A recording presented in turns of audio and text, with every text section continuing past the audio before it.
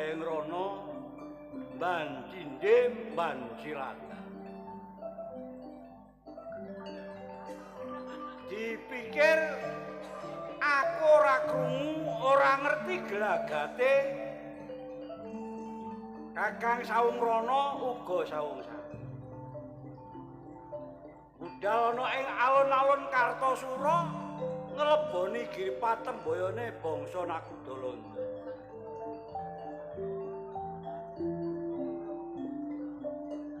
Jaran dawuh winangka tunggang aku wis digawa dhisik. Jaran plangka ya digawa. Walah mong dodono nek reang iki ateges rika ngakoni anak tapi ora kaya anak rika dhewe. Cek mbok bedak-bedakno. Ana ngengen jaran siji. Jaran putih pancal panggung. Tak jajale tak jokine mlebu ning alun-alun Kartosura. Ijep-ijep aku ndelok sodoran. Enek mbresete sodoran. Aku tak njajal ngleboni nyodor gendera Tunggul Yuda. Mbok menawa iki dalane aku bisa mulya mukti ana ing Katemenggungan Surabaya. Ya moh. Jaran putih pancal panggung tak jarat teko gedhokan tak gone nang alun-alun Kartosura.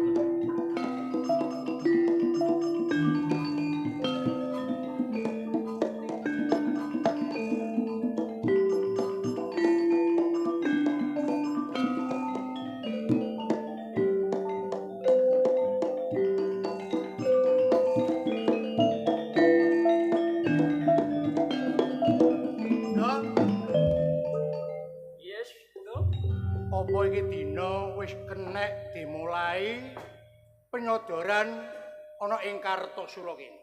Pada hari ini sudah kita mulai, tapi nunggu para pejabat, adipati dan juga temenggung. Tak kira iki wis nglumpuk kabeh. Yes. Para putra ing Kadipaten Patkanca Negara iki wis nglumpuk kabeh. Nanging ngene lho. Nek wis kedadean sing kaya ngene aja lali lho, Nduk. Bintangku iki tambah ono. Jangan khawatir, jangan khawatir. Acara pada hari ini yaitu sodoran ini saya pasrahkan kepada Tuan Tumenggung Sosro. Jadi penyodoran iki londo wis ngekeki Purbawasesa marang Sosro Hadiningrat. Ya.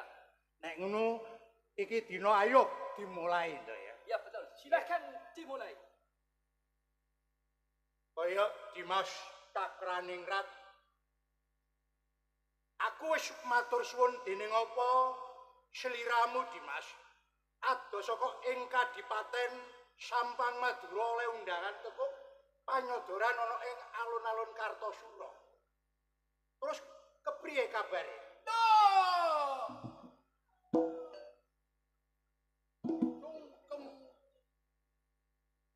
Oh iya, wis tak trima anggonmu sungkem ana ing ngarsane Kang Masmu Sosro Hadiningrat. Ini sekabeh wis ngerteni dhewe. Yen iki dina panyodoran. Iki sing duweni panguwasa ana loro telu siji kejaba Sosro Hadiningrat. Mula Dimas Cakraningrat sarane iki dina aku dadi panitia panyodoran. Adoh saka Sampang Madura. Iki dina sliramu tak kei penggawean. Apa ya gelem? Dadi kowe wis gelem iki dina kowe tak kei penggawean enek tentreme lan enek kesrone iki tak pasrahne. Lho berarti keamanan. Keamanan. Lho. Aman. Aman ya Wasuro. Yen ngono matur suwun dening apa kowe ora nampik apa kang dadi kekarepku tak kongkon njaga keamanan anane panyodoran ana ing alun-alun Kartosura. Mas Daingrono. Sarene iki dina sliramu wis dadi temenggung dongkol. Aja nganti kowe lara atimu ya Dimas. Kowe sebagai penonton ana ing panyodoran alun-alun Kartosura kene. Apa ya kowe wis duweni jago kanggo nyodorananing gendera tunggul yuda sing sak dhuwure kitiran Managala. Kepiye?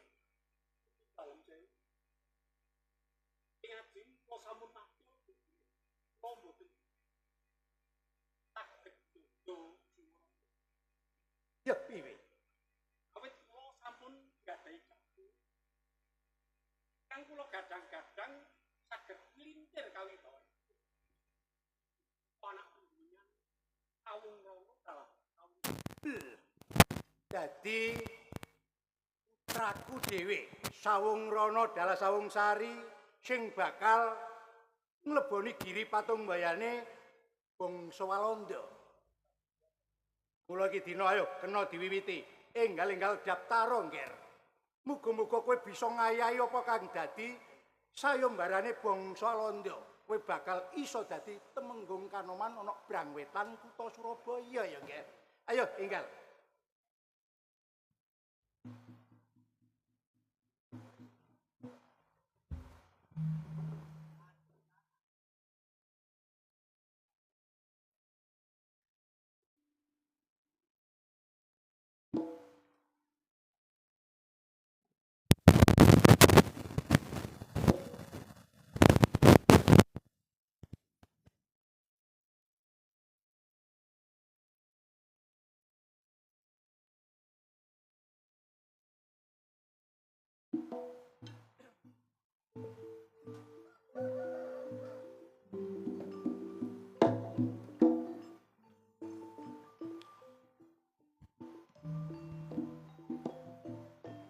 Kanjeng Rama.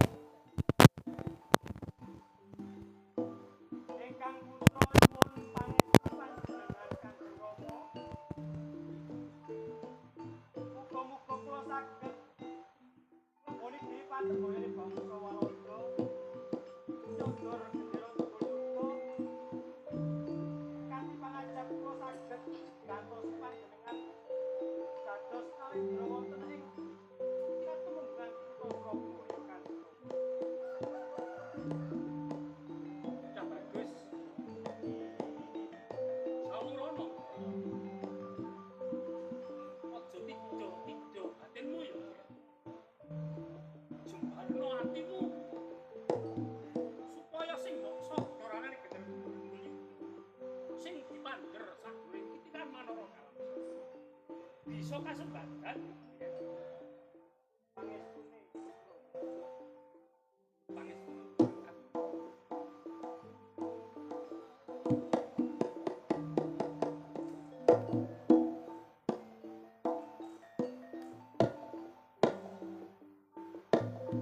Jenggo sastra atine.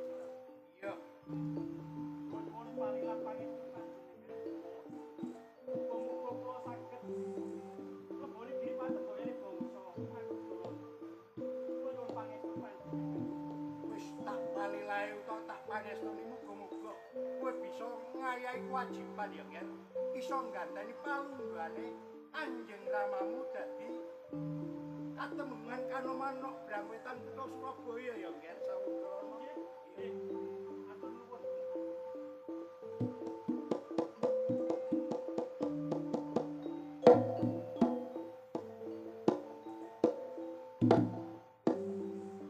Jenggo Chandra. Lah iya. Apa to? Kula nyuwun pangestu panjenengan Jenggo. Muga-muga kula saged ngleboni diri patemboyane bangsa Walanda. Nyodor gendera Tunggayuga. Ing sak pangajap kula saged ngelosi palunggane tiyang suku kula. Ya, muga iso ya. Ayo. Sodor, sodor, sodor.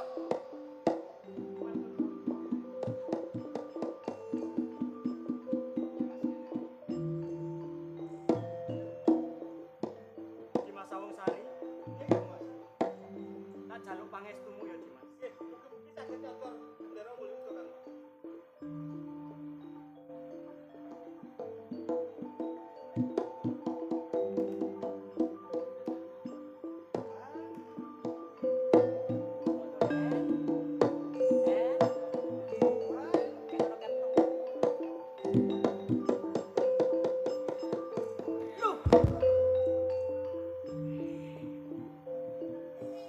Iya, Ger. Ngaca yang gagal, gagal. Ini berarti aturannya 2 kali. 3 kali. 3 kali. Ayo, Ger. Isik pindho, Ger. Hati-hati, dititis-titis dong, Ger ya. Hitung toh. Kalau kamu bagian menghitung, Siap. ayo coba. 1, 2, 3. Loh. Kurang 1 kali lagi.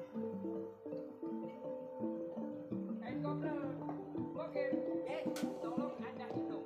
Oh iya, iya. Saya hitung ya. Iya, dihitung. Agak ke depan sedikit. Ya, Oke. ya dimulai. Mulai. 1 2 3. Pas. Wah, gagal. Gagal. Gagal 3 kali. Gagal. Udah 3 kali. Ayo kamu terima. Sekarang di sini. Nyuwun pangapunten Kanjeng Rama. Jangan giliran selanjutnya.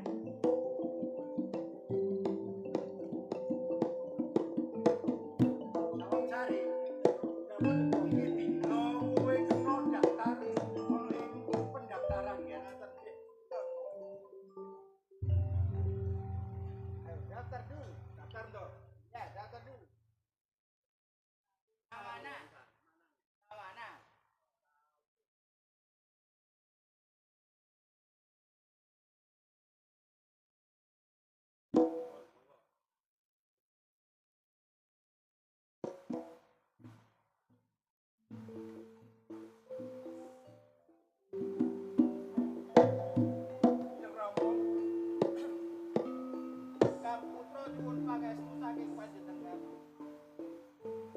supados saged nyodor gendera Mulyuga saengga saged netepi kersane Kanjeng Rama saged dados tulungan wonten ing Surabaya Joko. Sawung Sari dawuh piye Kanjeng Rama? Gedhe tekan kuyuban. Aja ujiwake pun Rama. Awit kadang tuwa Kang Mas Sawurana wis ora bisa mungkas ingkang. Jabulun Rama mung siji. Kari kowe ya, Pak. Muga muga bisa ya.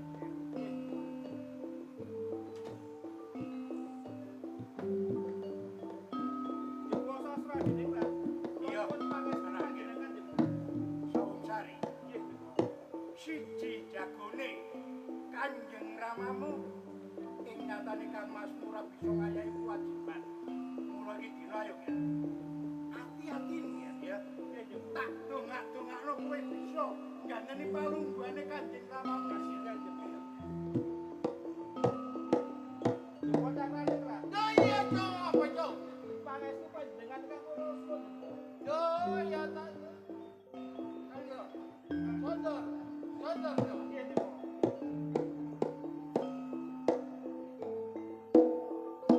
Kang Mas Anurana Eh, nyuwun tambahi pangestu Kang Mas. Sing hati-hati. orang itu buka berapa? One, two, three. Gagal lagi. Gagal. Kesempatan 2 kali. Gagal.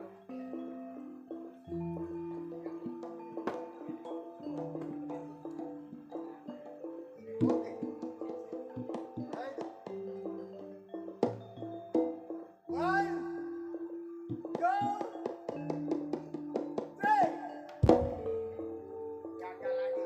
Gagal lagi. Kali lagi. Kurang 1 kali. Sing hati-hati, Mas. Nggih, Kang Mas.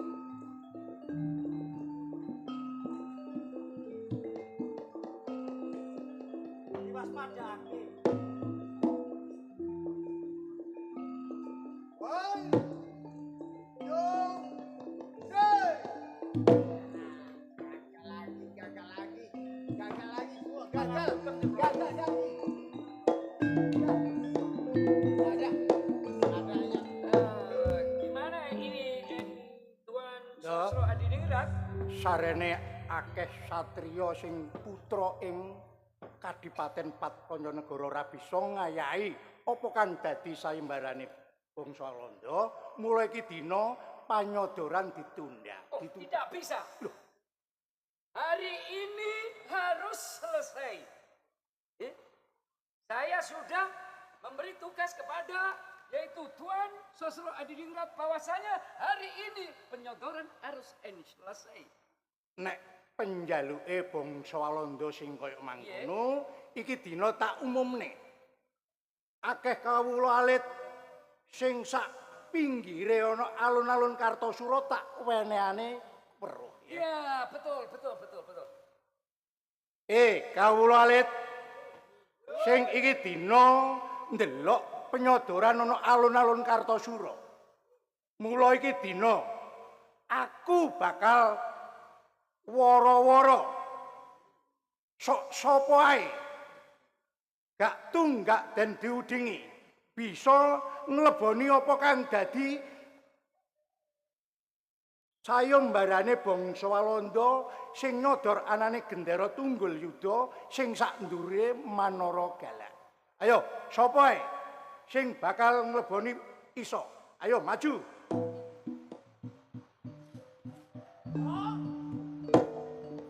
Aku melok, Dok. Dok, melok. Woi.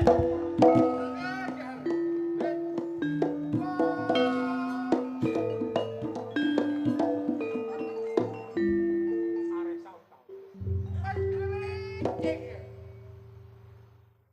Niki sanes tiyang itu. Anak keponakan panjenengan. Lho. Sapa? Niki sapa bener? Sanes pasukan saking Surabaya saking Karangparduka. Dah lho nyawa. Dalaya.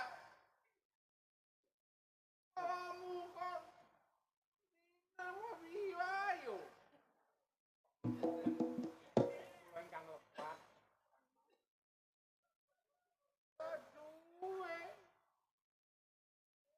aja kentan teh ae.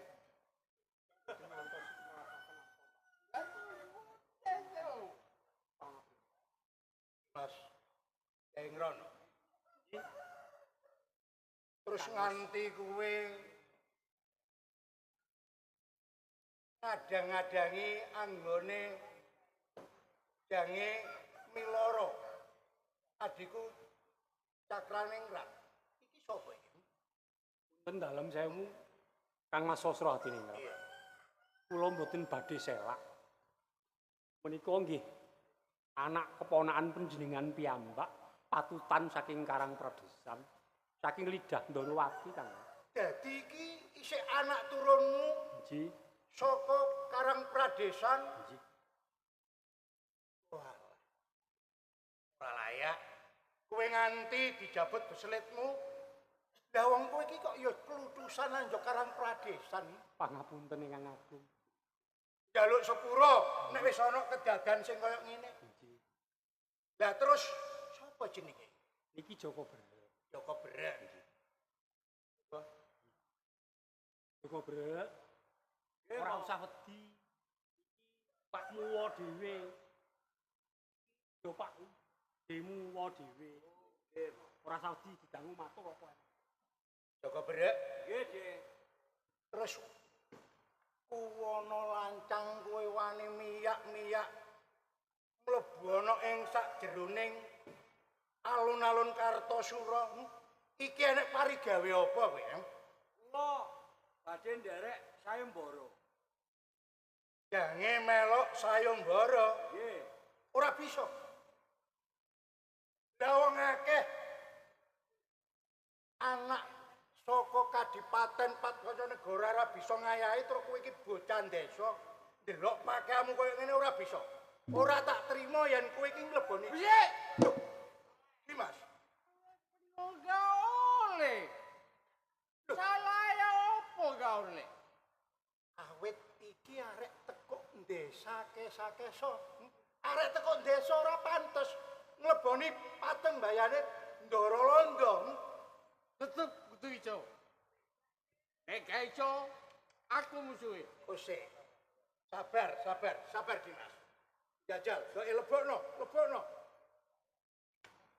Yen nganti Joko Brek ora tak olehi ngleboni sayembara, ateges kowe iki bakal geger marang aku. Yo jelas iku. Nek ngono lungguh dirungokake ya. Kato dia ngono. Nggih. Joko Brek, Nggih.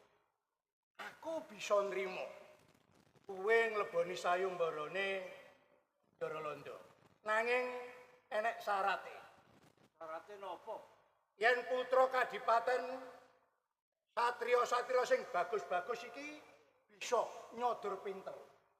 Nanging iki dina yen kowe melok ngleboni sayembara ateges mek pisan to.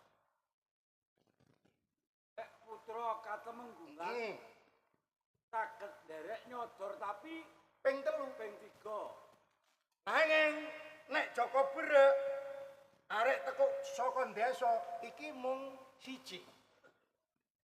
Ateges kula saged nyodor namung ping 1. Ping siji. Pancene Cukup. Dimas.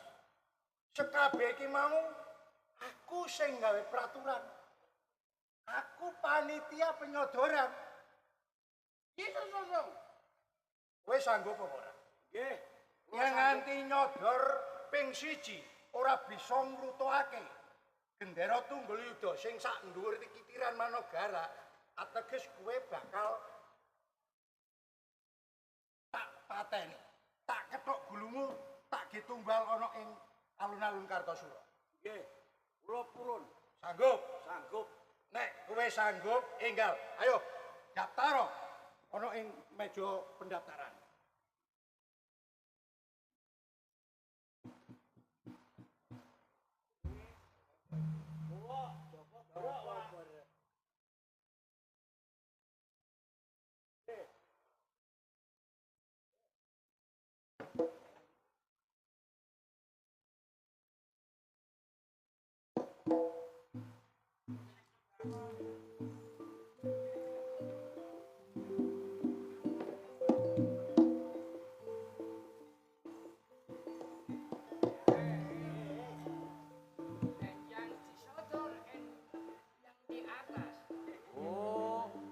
to.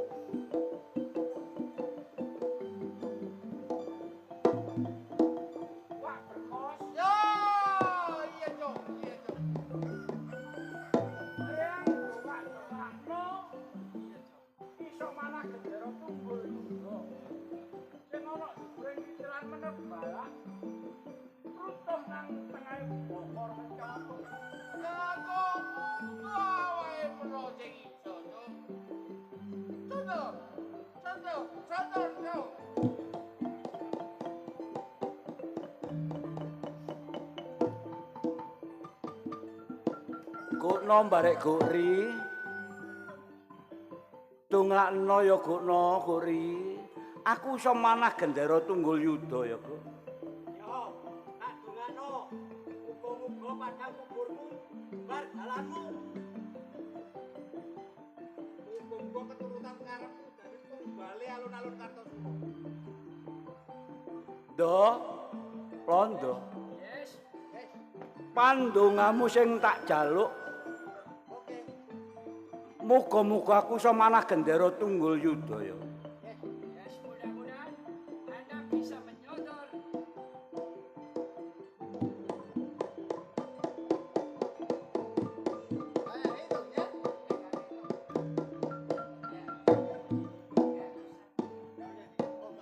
Loh, gak layak.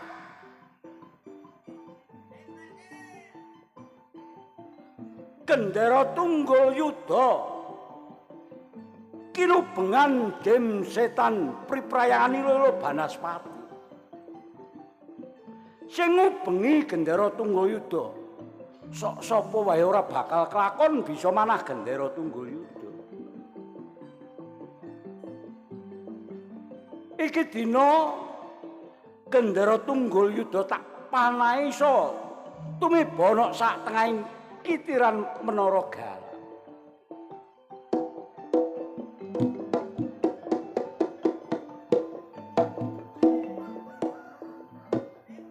Mbok. Aku yang ngrasakno kaya-kaya jagat peteng dedet limunang. Jagat tak enciki saka lor njomplang kidul, tak enciki kidul njomplang ngalor. Tak anji kulon jomplange. Yen ngono-ngono duduk sebelahine dhewe. Jagat karek saingkupe payung karo sak sebeting pedang.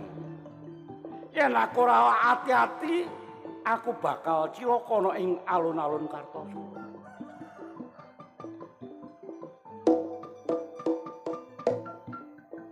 Yung Dewi Sangkrayung, yen rika lungguh kebat ngadeg koyong, yen rika turu kebat tangiya. Reang anak rika yung ngleboni Girpatembayane bangsa Nakudalanda bangsa kulit putih. Manah gendera tunggul yuda sing ana ndukuring kitiran Manara Galak.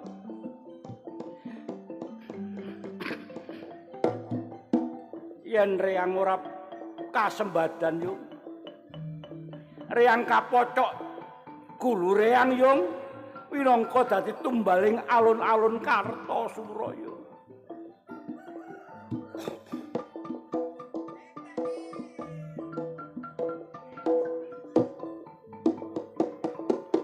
Pakde Demang Pangsa Dranaya Bayajara. Rika aja turu sore yo kebat ngadeka. Putu rika ngleboni Girpatembayane bangsa Nakudalanda bangsa kulit putih. Manah gendera tunggul yuda sing dumunung ana ndukuring kitiran Manara Galak. Tumama ya, Dik. Reang ate manah gendera tunggul yuda.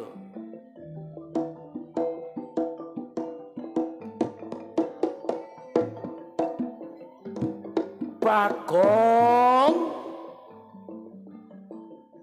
rika winangka ameng-amenge Jaka Brek, Gong.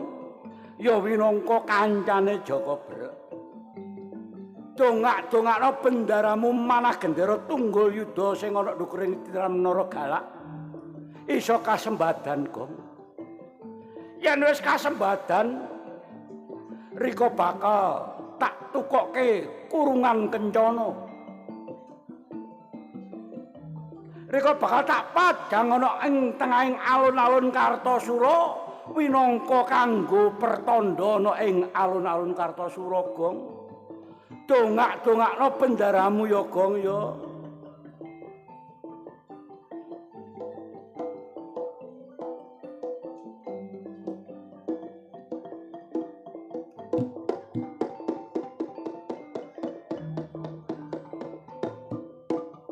Sun mata ajiku, aji penitisan.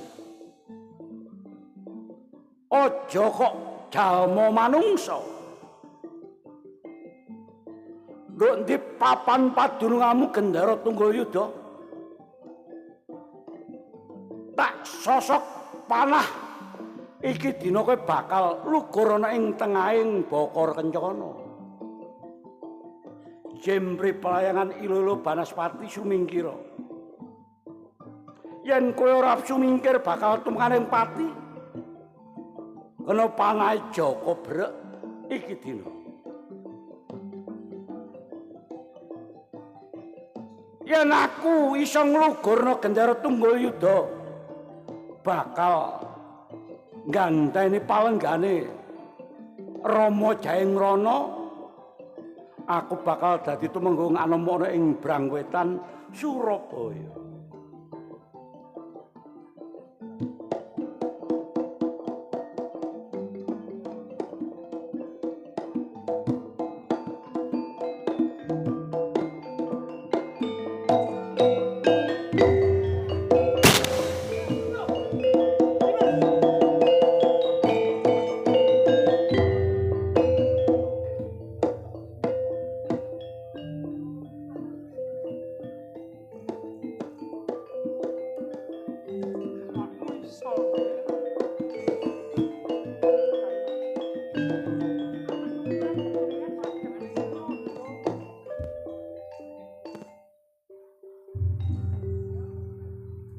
Kasembadan Apa sing tak karepno?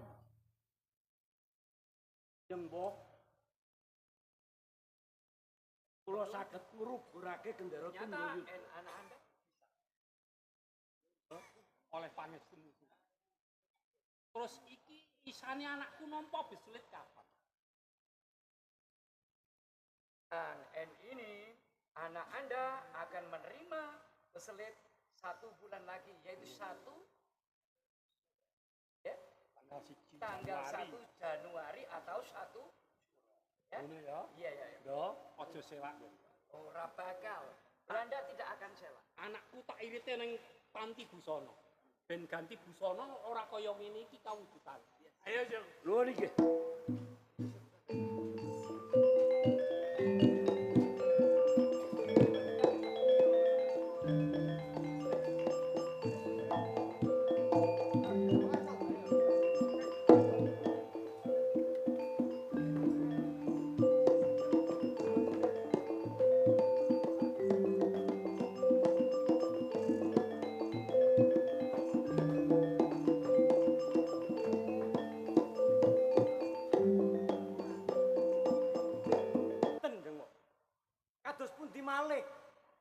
Boten kirang-kirang anggen kula budidaya Jagone Kanjeng Ramamu iki kowe ing nyatane merucut waduh merucut ora cocok karo bagusmu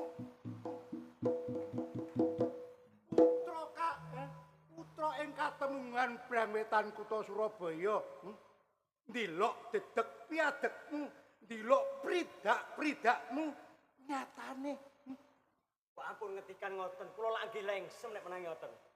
Lah nek wis ngerteni kowe lengsem apa maneh jeng wongmu iki lho Paman. Dengwo. Nuwun sewu. Nek pancen Joko Bereg sing saged nuntasaken patembayane bangsa Walanda kula mboten nrimakaken. kowe Kula mboten nrimakaken. ora nrimakno yen nganti Joko Bereg diangkat dadi temenggung Kanoman ana ing Brametan Kutha Surabaya. Kowe ora nrimake. Banjur Sawung Sari. Wis manten ugi kula njenengan. Apa maneh jroning atine Pak Demu Sastra Adiningrat kaya-kaya ora setuju. Ora setuju. Lajeng apa ya bisa Joko Bereg arek tekuk ndesa. Apa bisa nata pemerintahan ana ing Katembungan Surabaya? Lah niku lah mergi niku. Napa mboten morat-marit mangke Katembungan Surabaya? Lah wong ndelok praene kaya ngono. Apa ya bisa mimpin penduduk? Ayo ngono. Ora bisa. Lho karang pradesan. Nanging sing kebangetan iki Sawung Rana uga Sawung Sari. Tak balekno maneh. Wong kowe putra Katembungan nganti ora bisa ngayahi kewajiban. Ateges kowe iki lho terus piye? Gegladen. Akeh para prajurit sing tok gladi kok malah kowe iki aduh kula nyuwun pangapunten Jengwo. Jengwo Sastra Adiningrat. Kula nyuwun pangapunten. Sepindah malih kula matur kula nyuwun pangapunten. Ini Sawung Rana uga Sawung Sari. Nggih. Aja wedi kangelan. Yen isih ana Pak Demu Sastra Adiningrat. Pikirane Pak Demu iki enek 35 pikiran. Aja kuwatir. Pemangke panjenengan kados Ngene. Pak Demu duweni ego praktikal. Saiki ayo wasna Joko Bereg. Sak polah tingkahe Joko Bereg. dipun rawat-rawati Awas-awas ana teko kadohan. lajeng Engko nek wis enek kedadan kaya ngene. Ayo kembarono le. Iki dina budal. Iya, Dimas.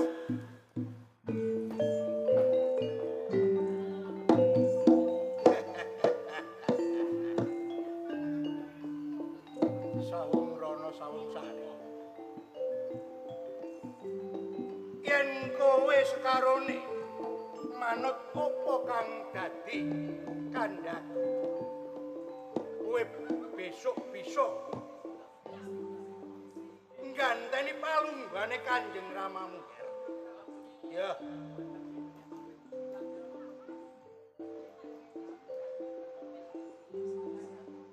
Sastra Hadiningrat ora kentekan akal. Nggo aku wis duweni janji. Sawung Rana uga sawung Sari. Yen kaya-kaya Jaka Brek dadi temenggung ana ing Brangwetan kutha Surabaya. Aku ya ora liya. Ya. Aja penak lan kepenak Jaka Brek. Aku nyiduk iwae, aja nganti budhek banyune. Ayo. Nek wis sastra Hadiningrat duweni tumindak sing kaya ngene, kowe ora bisa dadi temenggung ana ing Brawetan kutha Surabaya Jaka Brek.